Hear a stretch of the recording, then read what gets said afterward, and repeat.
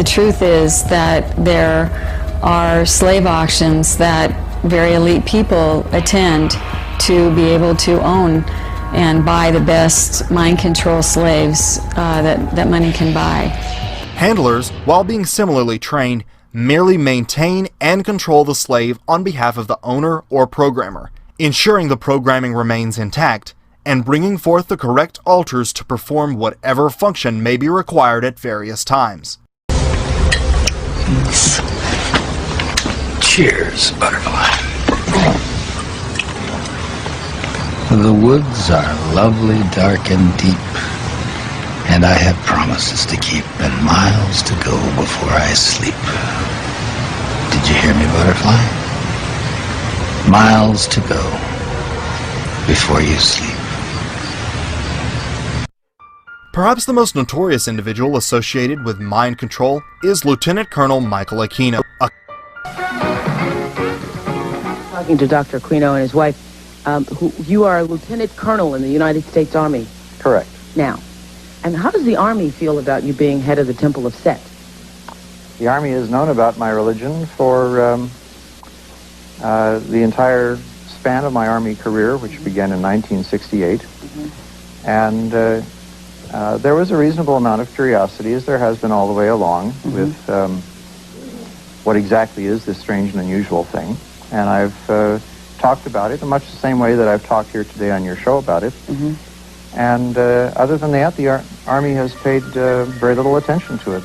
Aquino, the silver-tongued savant of total mind control, served as a U.S. intelligence officer and Army PSYOP expert, where he helped perfect the science of creating mind-controlled subjects, garnering an above-top-secret military clearance.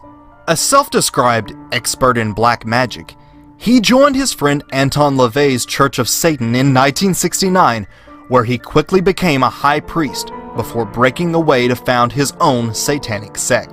Although having been implicated by multiple alleged trauma-based mind control victims who recall his bizarre appearance and horrendous abuse, he was never criminally charged. It was here, parents and others allege, that as many as 60 young children were ritualistically abused by soldiers of Satan. Colonel Aquino, we note, sir, for the record, that you were originally implicated in the dreadful charges of child abuse. We note also that no charges were ever brought against you, and presumably you have been cleared. Would you like to comment on why those charges were brought against you? Well, the entire time that the so-called child molestation scandal was occurring at the Presidio, the time period when these terrible events were supposedly taking place, I was assigned to the National Defense University in Washington, D.C., and my wife was out there living with me. But is it not a fact that a 3.5-year-old girl identified you as the alleged perpetrator of molestation? No, as a matter of fact, it is not the case. An accusation was made by her stepfather, who was an Army chaplain, speaking on behalf of this child. In her original interview with the FBI, she denied ever being molested. Well, I've seen you are innocent until proven guilty. You were never charged in this case. I don't want to belabor the point. I have seen, however, the affidavits for the search warrant of your home, and they indicate the child is speaking to the authorities, not her father. This was after she had been subjected to therapy.